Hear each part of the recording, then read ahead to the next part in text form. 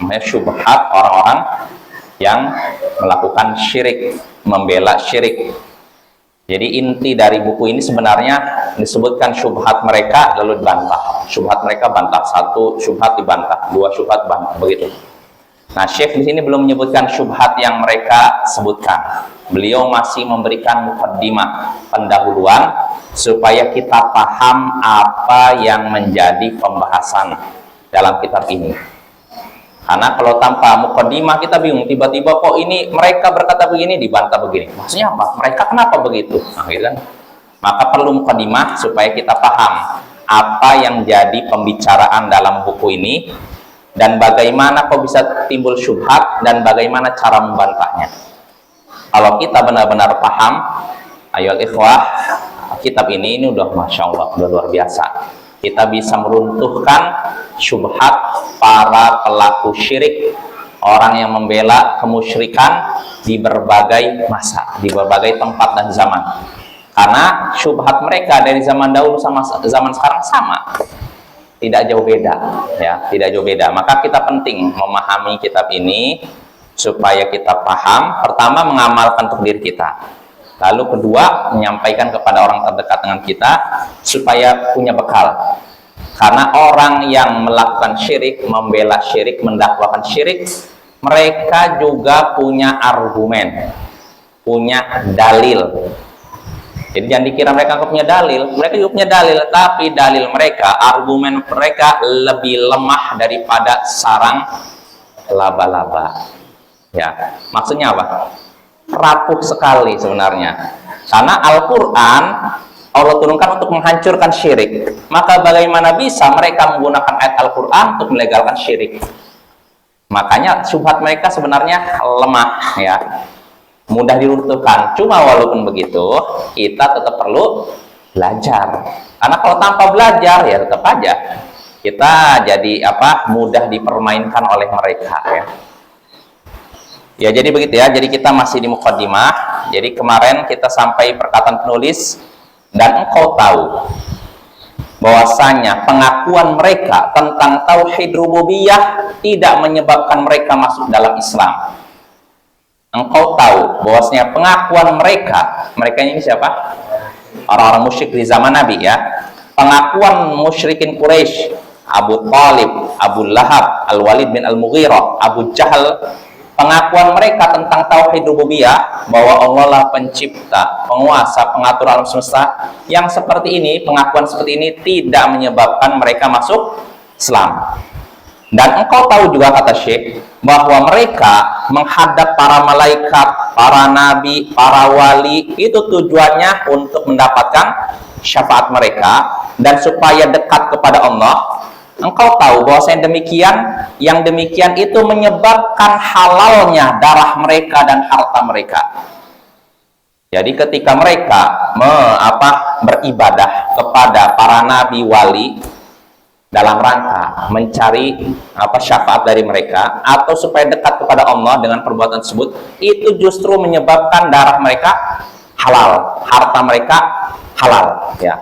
Kalau engkau sudah tahu demikian semua tadi, engkau pun tahu ketika itu tauhid yang diserukan oleh para rasul. Kalau engkau tahu bahwa pengakuan mereka terhadap tauhid rububiyah tidak menyebabkan mereka masuk Islam, dan bahwasanya perbuatan mereka beribadah kepada para nabi, para wali justru menyebabkan darah dan harta mereka halal, maka engkau pun tahu tauhid yang diserukan oleh para rasul. Kau jadi tahu mana tauhid yang diserukan oleh para rasul dan yang enggan diakui oleh orang-orang musyrik. Kau akan tahu. Kalau udah mengetahui yang tadi, kau akan tahu mana tauhid yang diserukan oleh rasul dan yang enggan diakui oleh orang-orang musyrik. Wa hadza tauhid huwa ma'na qaulika la ilaha illallah. Tauhid ini yaitu makna ucapanmu la ilaha illallah. Ini tauhidnya. Makna ucapanmu la ilaha illallah. Inilah tauhid yang diserukan oleh para rasul, bukan rasul terakhir saja, semua rasul, ya. Dan tauhid ini pula yang ditolak oleh orang musyrik zaman dahulu. Ya, ini ya. Lalu Syekh memberikan penjelasan. Kalau salah udah dibaca belum ya setelahnya? Udah mungkin atau belum ya? Fa innal, saya bacalah. Berkata Syekh Muhammad bin Abdul Wahhab rahimahullah, fa innal ilaha 'indahu huwa alladhi yuqsadu li ajli hadhil umur. Sawa'un kana malakan aw nabiyan aw waliyan aw syajaratan aw qabran aw jinniyan lam yuridu annal ilaha wal khaliqur raziqul mudabbir. Sudah ya. Karena maksud ilah, karena ilah menurut mereka menurut siapa? Orang-orang musyrik. Ilah kan kita la ilaha illallah, tidak ada ilah yang benar kecuali Allah. Nah, maksud ilah itu apa sih? Ilah menurut mereka, ini menurut orang musyrik zaman dahulu ya, bukan orang yang melakukan syirik zaman sekarang ya. Menurut orang-orang musyrik zaman dahulu, maksud ilah yaitu yang dituju karena beberapa perkara tadi. Dituju karena untuk mendapatkan syafaat, dituju supaya mendekatkan diri kepada Allah. Ini ya, ilah itu menurut mereka yaitu sesuatu yang dituju demi tujuan tadi, supaya dapat syafaat dari yang dituju itu, atau kedua supaya dekat dengan Allah. Ini ilah menurut mereka, baik itu seorang makhluk berupa malaikat, nabi, wali, pohon, kubur maupun jin. Di sini Syekh menyebutkan 6 bukan berarti pembatasan, bisa jadi ada lebih ya. Cuman yang masyhur, yang populer 6 ini. Ini ilah menurut orang-orang musyrik zaman dahulu. Contohnya malaikat. Karena di zaman dulu orang-orang musyrik Quraisy mereka beribadah kepada malaikat. Memang tidak semuanya, tapi sebagian mereka beribadah pada malaikat. Atau nabi. Siapa yang beribadah pada nabi? Ya, Nasara ya. Atau wali. Nah, ini wali nih, sering nih. Wali dulu ya, bukan walid ya. Wali. Jadi wali ini artinya orang-orang soleh. Seperti Lata, ya, seperti Uzair. Ya, Uzair itu seorang wali, seorang soleh. Atau berupa pohon keramat. Ini juga sama, seperti Uzza. Uzza itu pohon keramat ya. Atau qabran, kubur, makam keramat ya. Ini pun ilah menurut mereka, karena dituju mereka beribadah kepada semua tadi di antara kubur ya, supaya dapat apa? Mendekatkan diri kepada Allah. Ini jelas apa ya? Au jinnian, atau jin. Contohnya nih, ini juga termasuk ilah menurut orang-orang musyrik zaman dahulu. Kenapa? Karena orang musyrik mereka memberikan sesajen kepada jin. Nah, sebenarnya yang seperti ini bukan cuma zaman dahulu kan, zaman sekarang pun masih ada. Bahkan dijadikan kayak semacam kebudayaan ya, dilestarikan oleh sebagian pemerintah daerah supaya jadi devisa ya. Na'udzubillah min dzalik. Kemusyrikan kok dibudayakan, artinya disingkirkan, bukan dibudayakan apa ya. Nah, yang sebenarnya wisata religi, betul itu dengan bahasa-bahasa indah. Intinya wisata syirik apa ya. Ya, jadi begitu. Jadi ini ilah. Jadi ilah menurut orang-orang musyrik dahulu yaitu contohnya apa? Pokoknya yang dituju supaya dapat syafaat atau supaya bisa mendekatkan diri kepada Allah. Makanya ilah bisa berupa malaikat, nabi, wali, pohon, kubur maupun jin. Nah, ini ilah. Dan ilah menurut mereka, orang musyrik zaman dahulu, mereka tidak memaksudkan dengan makna ilah yaitu pencipta, pemberi rezeki dan pengatur alam semesta. Enggak. Kenapa? Fa innahum ya'lamun anna dzalika lillahi wahdah. Karena mereka, orang-orang musyrik zaman dahulu, tahu, sadar bahwasanya masalah penciptaan, pemberi rezeki dan pengaturan alam semesta ini semua hanya milik Allah. Jadi orang musyrik dahulu sadar yang namanya penciptaan, pengaturan alam semesta nih, pengaturan alam semesta, lalu pemberian rezeki, ini semua hanya bisa dilakukan oleh Allah. Makanya kalau disebut ilah, bukan itu maksudnya, bukan pemberi rezeki, pengaturan alam semesta. Tapi ilah itu yang dituju karena diminta apa istilahnya, dituju untuk dimintai sesuatu supaya mendekatkan diri kepada Allah, supaya dapat pembelaan dari Dia. Ini ilah. Bukan ilah itu artinya yang bisa memberikan rezeki, memberikan manfaat, menurunkan hujan. Tidak, bukan seperti itu. Orang-orang musyrik tidak memaksudkan dengan makna ilah seperti itu. Ya, kata Syekh sini, wa inna ma ya'nuna bil ilah ma ya'nil musyrikuna fi zamanina bilafdhis sayyid. Nah, akan tetapi maksud mereka dengan kata ilah, maksudnya yaitu yang dimaksudkan oleh orang-orang musyrik di zaman kita dengan kata sayyid. Jadi ilah menurut zaman dahulu tuh, kalau di zaman sekarang sebutnya sayyid. Oh, ini Sayyid Fulan. Jadi kita datang ke makam Said Fulan, kita minta dia cari berkah, cari begini-begini. Jadi taruh foto wali Fulan. Nanti kalau ada fotonya di rumahnya, aman dari mara bahaya. Nah begini, ini zaman Syekh sebetulnya begitu, Sayyid. Sayyid artinya orang punya kedudukan, Bapak ya. Nah jadi ya beda istilah tapi intinya sama. Karena Sayyid ini dituju dalam rangka apa? Supaya dimintai sesuatu. Kita punya hajat pada dia, minta supaya dekat kepada Allah. Sama saja. Kalau dulu namanya ilah, kalau sang sayyid, tapi intinya sama. Itu semua ilah. Ilah sama ya? Jadi yang dimaksud ilah oleh orang-orang musyrik dahulu yaitu sayyid di zaman sekarang. Maksudnya siapa ini? Ini terjadi pada sebagian kaum sufi. Ya, sebagian, kita tidak katakan semuanya, karena kaum sufi menjadikan guru mereka layaknya Allah. Sebagian mereka ada yang sujud di hadapan gurunya. Sujud, bukan cium kaki Bapak ya. Bukan cium kaki, bedakan antara cium kaki dengan sujud. Kalau cium kaki, terlepas dari perbedaan pendapat di antara ulama, pendapat yang lebih selamat nggak disyariatkan. Walaupun sebagian ulama menyatakan ada. Tapi kalau yang nggak boleh itu sujud. Bisa dibedakan ya. Kalau cium kaki artinya kan ke kakinya ya. Tapi sujud nggak boleh. Nah, sebagian kaum sufi melakukan itu terhadap guru-guru mereka. Sujud di hadapan guru mereka. Nah, sebagian lagi punya kayak semacam kekhawatiran kalau misalkan bersumpah dengan nama gurunya harus jujur. Karena apa? Nanti datang bencana kalau misalnya tidak jujur. Tapi kalau bersumpah dengan nama Allah, apa-apa bohong. Nah ini terjadi sebagian kaum sufi. Jadi sebagian mereka kalau misalkan dituduh mencuri nih, ada di antara mereka nih, sebagian kaum sufi dituduh mencuri. Dia misalkan kita lihat orang ini mencuri ya, supaya yakin ketahuan dia ini mencuri atau tidak, jangan ditanya bersumpah dengan nama Allah, kamu mencuri tidak? Sumpah, saya tidak mencuri. Nah, kalau disuruh sumpah dengan nama Allah, berani bersumpah untuk bohong. Ya, demi Allah saya tidak mencuri, padahal mencuri. Berani bersumpah dengan nama Allah untuk berbohong. Tapi ketika disuruh bersumpah dengan nama syekh kamu, nggak berani bohong. Apa yang saya ngaku saya mencuri? Nggak berani dengan nama syekh saya tidak mencuri, nggak berani. Nah, ini terjadi pada sebagian kaum sufi ya. Jadi mereka menjadikan guru mereka, syekh mereka sebagai itu ilah.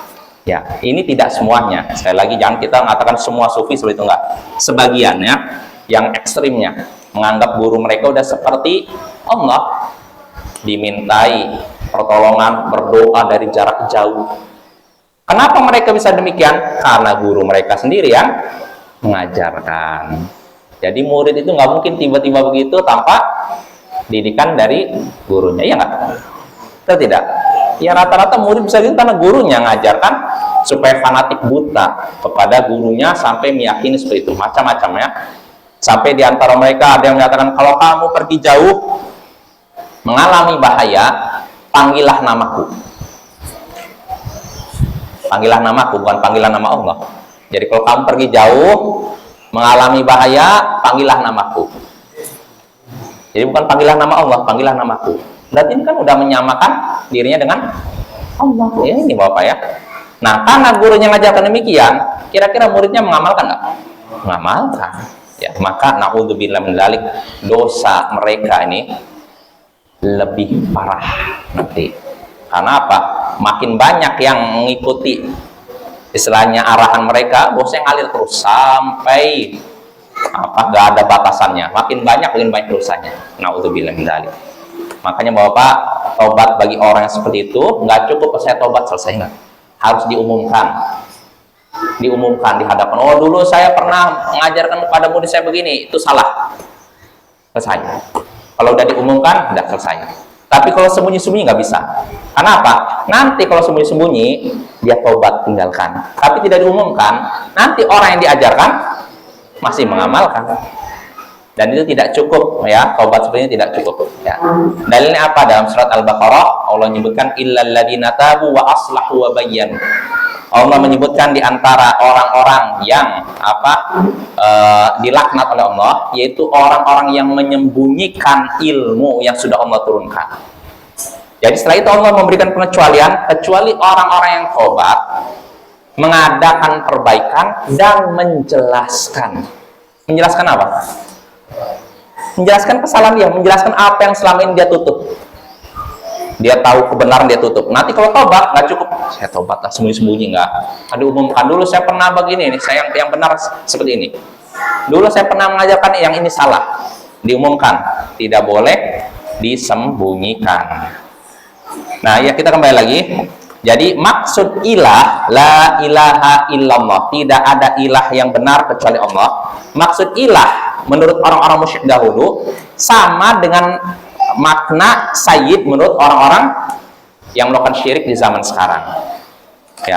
Lalu kata Syekh, fa'atahumun nabiyyu sallallahu alaihi wasallam yad'unahum ila kalimat tauhid wa hiya la ilaha illallah. Maka Nabi pun mendatangi mereka, mengajak mereka menuju kalimat tauhid, yaitu la ilaha illallah.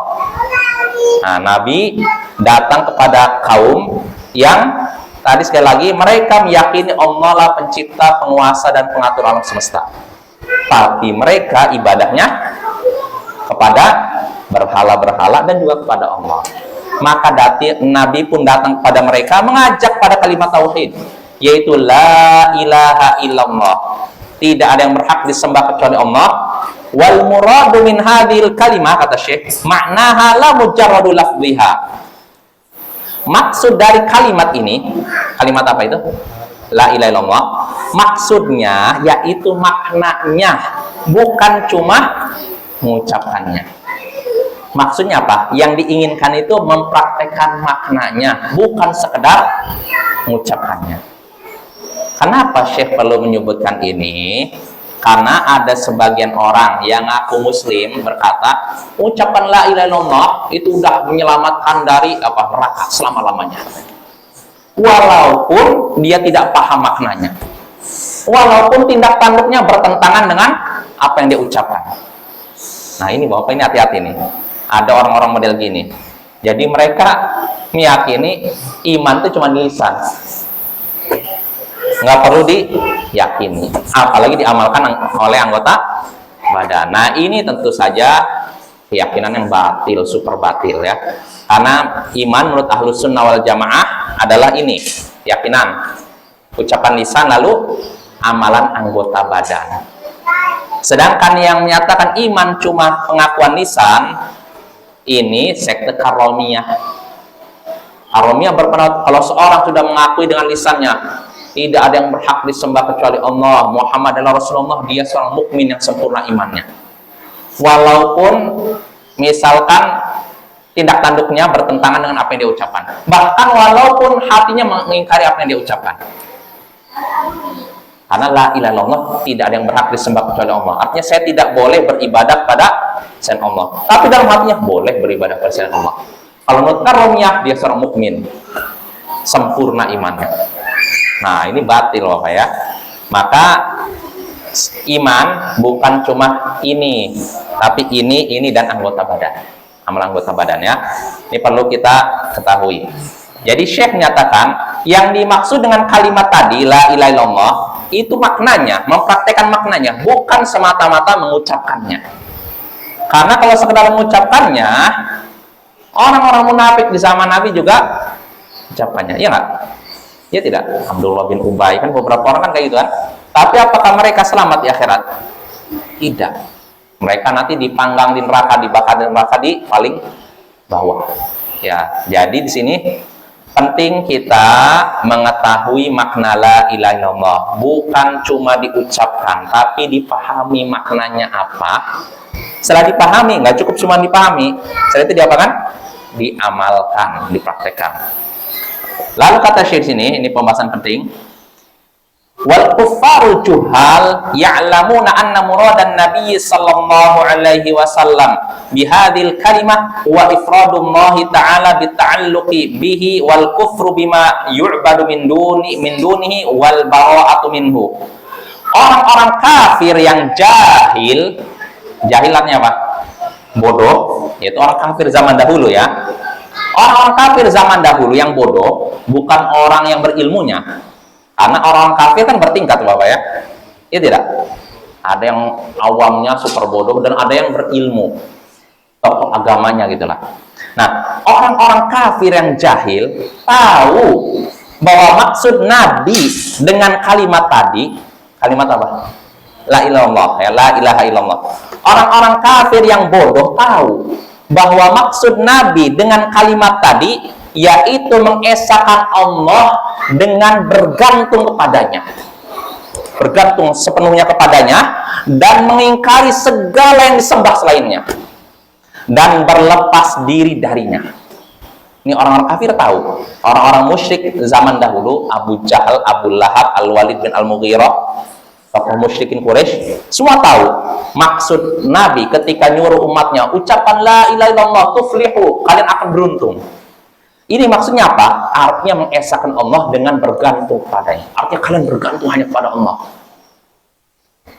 Total 100%. Dan kalian harus mengingkari segala yang disembah selain Allah. Ini maksud kalimat la ilaha illallah, dan kalian harus berlepas diri dari segala yang disembah selain Allah. Nah, kalau sudah tahu makna seperti itu, kira-kira makna la ilaha illallah seperti itu, kira-kira mau tidak mereka mengucapkannya? Mau nggak? Nggak mau, karena hobi mereka nyembah berhala. Kalau mereka tahu la ilaha illallah maknanya seperti itu, nggak mau. Makanya kata Syekh di sini, fa innahu lamma qala lahum qulu la ilaha illallah qalu aj'alal alihata ilahan wahida inna hadza la syai'un ujab. Karena itu, tatkala Nabi berkata kepada mereka, ucapkanlah la ilaha illallah, mereka pun menjawab, apakah Muhammad ingin menjadikan ilah-ilah yang banyak menjadi satu ilah saja? Apakah Muhammad ingin menjadikan sembahan-sembahan yang banyak menjadi satu sembahan saja? Ini sungguh sesuatu yang sangat mengherankan. Nah ini, karena mereka tahu makna la ilaha illallah. Konsekuensinya kalau udah mengucapkan la ilaha illallah, berarti nggak ada lagi nyembah kepada ini bin, nggak ada lagi beribadah kepada malaikat, kepada jin, kepada ini, nggak ada. Beribadahnya kepada Allah. Nah, makanya mereka pun merasa heran dan nolak dakwah Nabi. Nah, apa ya? Ini penting nih maksudnya ini. Lalu kata Syekh ini, fa idza arafta anna juhalal kuffar ya'rifuna dzalik fal ajabu mimman yadda'il islama wa mimman yadda'il islama wa huwa la ya'rifu min tafsiri hadhil kalimati ma 'arafa juhalul kafarah. Kalau memang engkau tahu bahwasanya orang-orang kafir yang jahil, jahilannya apa? Bodoh. Kalau engkau tahu orang-orang kafir yang bodoh saja tahu makna la ilaha illallah, maka sungguh mengherankan orang yang ngaku Islam tapi tidak tahu makna kalimat tafsir kalimat ini, sebagaimana sudah diketahui oleh orang-orang kafir yang pintar apa bodoh? Yang bodoh. Jadi kata saya gini, kalau engkau tahu orang-orang kafir yang jahil saja, yang bodoh saja tahu makna la ilaha illallah, maka sungguh mengherankan orang yang ngaku Islam tapi tidak tahu makna la ilaha illallah sebagaimana diketahui oleh orang-orang kafir yang apa? Bodoh. Bayangkan, orang kafir yang bodoh saja ngerti makna la ilaha illallah. Masa orang ngaku muslim tidak tahu makna la ilaha illallah? Jelas apa ya? Jadi ada Syekh ini menyinggung sebagian orang yang nggak ngerti makna, yang sekedar baca aja. Apa ilaha illallah? Tiada Tuhan selain Allah. Maksudnya apa? Maksudnya tidak ada yang menciptakan langit, menciptakan bumi, memberikan rezeki kecuali Allah. Kalau makna la ilaha illallah seperti itu, berarti sama saja orang musyrik pun tidak menolak maksud makna itu. Jelas apa ya? Kalau maksudnya la ilaha illallah itu tidak ada Tuhan selain Allah, maksudnya tidak ada yang memberikan rezeki, menciptakan dan menguasai alam semesta kecuali Allah. Kalau memang maknanya seperti itu, Abu Lahab mungkin langsung ucapan la ilaha illallah. Mungkin Abu Jahal langsung ucapan la ilaha illallah. Tapi kenyataannya mereka mau mengucapkan la ilaha illallah? Nggak mau. Karena la ilaha illallah maknanya bukan tidak ada pencipta, penguasa, pengatur alam semesta kecuali Allah. Nah, di sini penting Bapak ya. Penting kita mengetahui makna la ilaha illallah. Karena banyak bermunculan di tengah-tengah kaum muslimin penafsiran batil. Penafsiran kurang tepat. Contohnya tadi, nanti saya sebenarnya nyinggung ya. Ada yang menafsirkan la ilaha illallah tidak ada pencipta, penguasa, pengatur alam semesta kecuali Allah. Artinya makna la ilaha illallah begitu. Maka kita katakan bukan seperti itu. Kalimat tadi tidak ada pencipta, penguasa, pengatur alam semesta kecuali Allah. Ini benar nggak? Benar kan? Tapi itu bukan maksud dari kalimat la ilaha illallah. Karena kalau maksudnya tidak ada pencipta, penguasa, dan pengatur alam semesta kecuali Allah, kalau memang makna la ilaha illallah seperti ini, sekali lagi, Abu Thalib, Abu Lahab, Abu Jahal, tokoh musyrik lainnya akan mau mengucapkan la ilaha illallah. Ini kalau makna la ilaha illallah seperti itu, ya. Ya, kenyataannya bukan seperti itu, ya. Dan ada lagi, ini tersebar di sebagian jamaah nih, menyatakan la ilaha illallah itu mengeluarkan keyakinan yang rusak tentang Allah, lalu memasukkan keyakinan yang benar tentang Allah. Ini juga penafsiran dari mana? Nggak terkenal, ternukil dari para sahabat, tabi'in, dan tabi'in. Pakai akal-akalan aja. Dan ini penafsiran sebagian kaum sufi ini. Tersebar di antara jamaah-jamaah dakwah. Karena mereka tidak belajar tentang tauhid kecuali dari kaum sufi. Sehingga akhirnya tauhid kaum sufi. Nah, ini Bapak ya. Ini penting nih. Penting perlu kita ketahui makna la ilaha illallah. Maknanya sudah kita bahas, tidak ada yang berhak disembah kecuali Allah. Kita baca lagi perkataan Syekh. Bal yadhunnu anna dzalika wa talaffuz bi hurufiha min ghairi i'tiqadil qalbi bi syai'in minal ma'ani. Nah ini. Bahkan ada sebagian orang yang mengaku Islam menyangka bahwasanya maksud kalimat la ilaha illallah yaitu cuman mengucapkan huruf-hurufnya tanpa meyakini makna yang ada di dalamnya. Ya tadi, yang penting sudah mengucapkan sudah selamat. Dia muslim sejati. Kalau meninggal di akhirat masuk surga. Yang penting diucapkan tanpa mengetahui maknanya, tanpa memahami maknanya. Nah, ini sebagian orang yang ngaku muslim, ya. Artinya orang ini jahilnya luar biasa ini. Jahil kuadrat, ya. Artinya benar-benar perlu diajari, ya. Wal hadiqu minhum, nah ini Syekh menyebutkan, wal hadiqu minhum yadhunnu anna ma'naha la yakhluq wa la yarzuqu illallah wa la yudabbirul amra illallah. Dan yang cerdas di antara mereka dalam tanda kutip, ya sekali lagi kan orang-orang yang melakukan syirik ini kan bertingkat-tingkat. Ada yang awam jahil dan ada yang cendekiawannya. Dalam tanda kutip cerdasnya, lah orang cerdas di antara mereka. Nah, yang cerdas di antara mereka menyangka bahwa makna la ilaha illallah yaitu tidak ada pencipta, pemberi rezeki kecuali Allah. Tidak ada yang mengatur segala urusan kecuali Allah. Ini penafsiran yang orang yang katanya? Yang cerdas di antara mereka. Ya. Jadi katanya la ilaha illallah itu seperti itu. Dan sekali lagi yang seperti ini benar apa salah? Yang seperti itu. Makna kalimat itu betul. Tidak ada yang memberikan rezeki kecuali Allah. Betul tidak? Tidak ada pencipta kecuali Allah. Betul tidak? Betul kan? Tapi kalau ditanya apakah itu makna la ilaha illallah? Tidak. Sekali lagi, bukan itu makna la ilaha illallah, ya. Maka kata Syekh di sini, fala khaira fi rajulin juhalul kuffari a'lamu minhu bi ma'na la ilaha illallah. maka tidak ada kebaikan pada seseorang yang mana orang-orang kafir yang bodoh lebih ngerti daripada dirinya tentang makna la ilaha illallah. Tidak ada kebaikan pada seseorang yang mana orang-orang kafir yang bodoh lebih ngerti tentang makna la ilaha illallah daripada dirinya.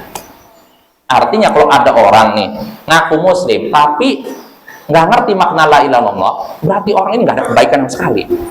Karena apa? Orang musyrik zaman dahulu saja ngerti makna la ilaha illallah. Masa dia tidak ngerti makna la ilaha illallah? Jelas apa ya? Nah ini kita masih mukadimah nih, belum masuk pertengahan nih. Pokoknya makin ke dalam makin seru nih. Terutama nanti kalau udah muncul syubhat bantahan. Ya, jelas apa ya? Kita lanjut. Jadi itu mukadimah ya. Jadi Syekh ini ingin menekankan dalam beberapa poin yang sudah kita bahas bahwasannya orang-orang musyrik zaman dahulu mengakui tauhid rububiyah, mengakui bahwa Allah lah pencipta, penguasa dan pengatur alam semesta, tapi itu tidak menyebabkan mereka jadi muslim. Nah, jelas ya. Dan bahwasanya tauhid yang ditentang oleh orang-orang musyrik bukan tauhid tadi, tauhid rububiyah bukan itu, tapi tauhid uluhiyah, yaitu mengesahkan Allah dalam hal ibadah. Ini yang tentang. Kalau mengesahkan Allah dalam hal penciptaan, penguasaan, pengaturan alam semesta ini nggak ditolak oleh mereka. Tapi yang ditolak yaitu ketika mereka disuruh mengesahkan Allah dalam hal ibadah, ini baru ditolak. Nah, dan itulah inti dari kalimat la ilaha illallah. Ibadahnya hanya kepada Allah, ya. Doanya hanya kepada Allah, istighosahnya hanya kepada Allah, sembelihan hanya kepada Allah, dan segala macam ibadah hanya kepada Allah. Nah, itu Bapak ya. Nah, sekarang kita masuk pembahasan berikutnya, masih mukadimah. Kalau pembahasan berikutnya yang disebutkan Syekh di sini, ya ini tentang wajibnya kita takut terjatuh ke dalam syirik. Dan sebenarnya ini pernah kita singgung dalam Kitab Tauhid, ya kan? Nah, dalam Kitab Tauhid, apa judulnya waktu itu? Babul Khaufi Minasy-Syirk kalau nggak salah. Coba kita murojah lagi di awal-awal.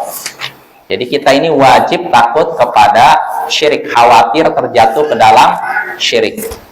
Syekh menyebutkan dalam Kitab Tauhid di bab awal. Coba kita lihat. Doa syahadati Allah. Babul khaufi minasyirik. Bab takut dari syirik. Nah, begitu pernah kita singgung. Jadi seorang muslim harus takut terhadap syirik. Khawatir terjatuh dalam syirik. Kenapa harus khawatir terjatuh dalam syirik? Pertama, syirik dosa yang tidak diampuni oleh Allah. Pertama, dosa besar ya, tidak diampuni oleh Allah. Lalu ketiga, Nabi Ibrahim pernah berdoa kepada Allah agar apa? Dijauhkan dari syirik. Beliau berdoa kepada Allah agar beliau dan keturunan beliau tidak menyembah berhala, tidak terjatuh dalam syirik. Kalau seorang nabi saja khawatir terjatuh dalam syirik, padahal orang-orang yang bersih dari dosa kan, maka bagaimana dengan kita gitu loh. Nah itu ya. Nah kita baca keterangan Syekh sekarang nih, masuk pembahasan baru, masih di mukadimah. Kata Syekh rahimahullah, "Idza 'arafta ma dzakartu laka ma'rifata qalb wa 'arafta syirka billah alladzi qala Allah fihi innallaha la yaghfiru ay yushraka bih wa yaghfiru ma duna dzalika liman yasha wa 'arafta dinallahi alladzi arsala bihi rusula min awwalihim ila akhirihim alladzi la yaqbalu Allah min ahadin siwa wa 'arafta annama asbaha ghalibun nas fihi minal jahl bihadza afadaka faidatain."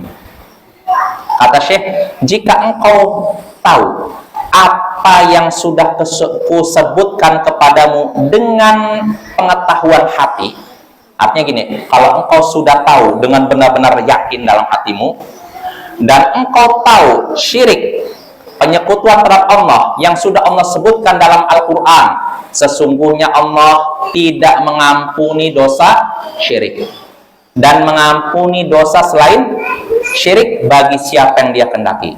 Nah artinya gini, kalau engkau tahu apa yang sudah kusebutkan, benar-benar tahu apa yang sudah kusebutkan, Dan engkau juga tahu bahwasanya syirik yang sudah Allah sebutkan tidak akan diampuni, dosa yang tidak diampuni.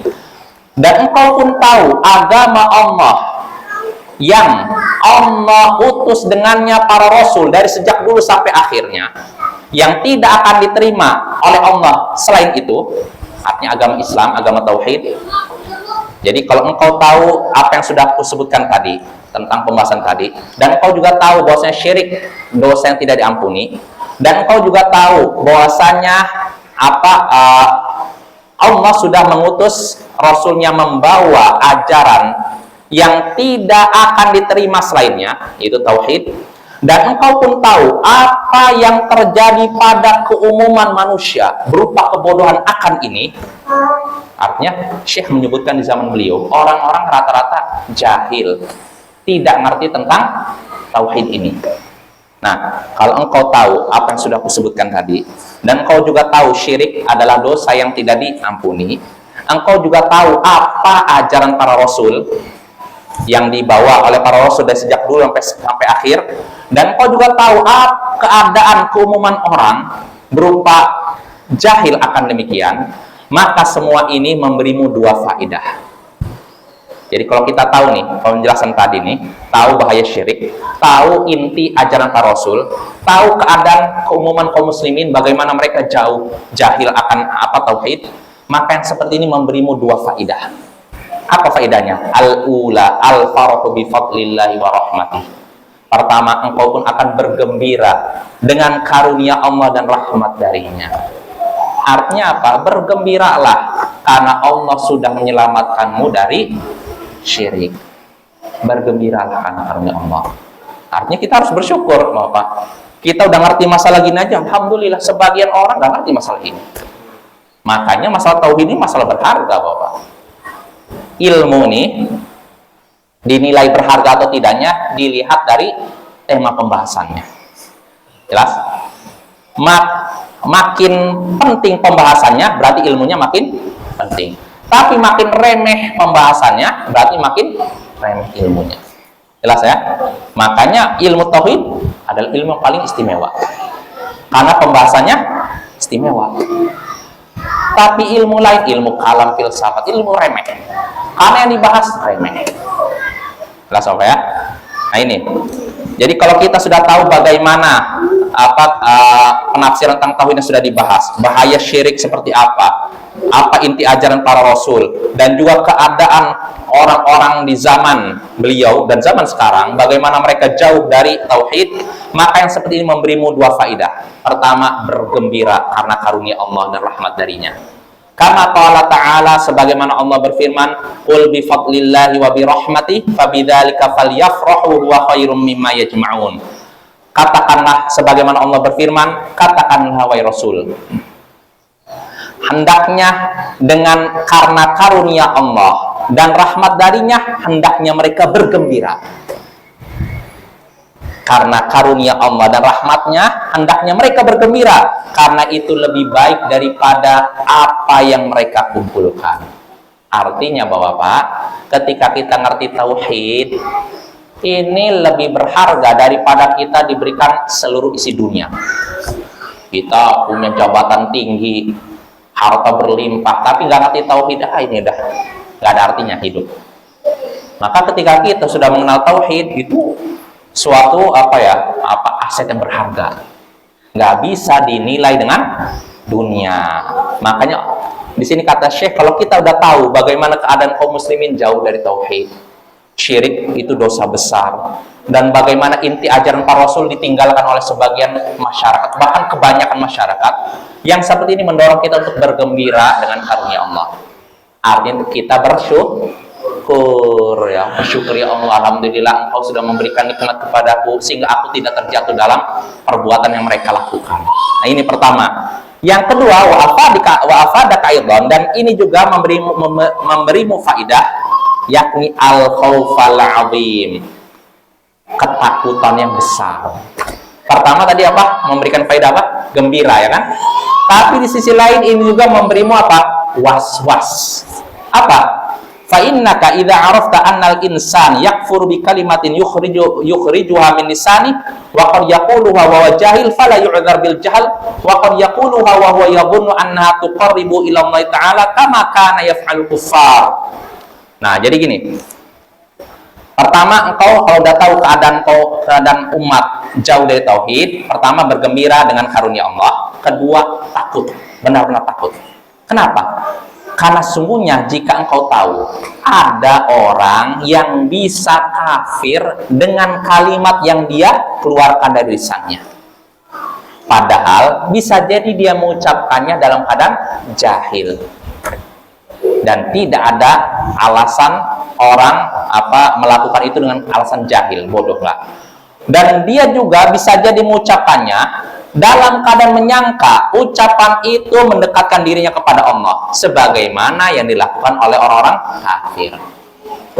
Betul tidak? Orang kafir ketika mengucapkan kata-kata kufuran, kira-kira mereka berprasangka menjauhkan dari Allah atau mendekatkan diri mereka kepada Allah? Ya, contohnya gini Bapak ya. Orang Nasara ya, ketika mereka manggil Isa, Nabi Isa, doa Nabi Isa, kira-kira ini mendekatkan diri mereka kepada Tuhan Bapa atau menjauhkan? Mendekatkan kan?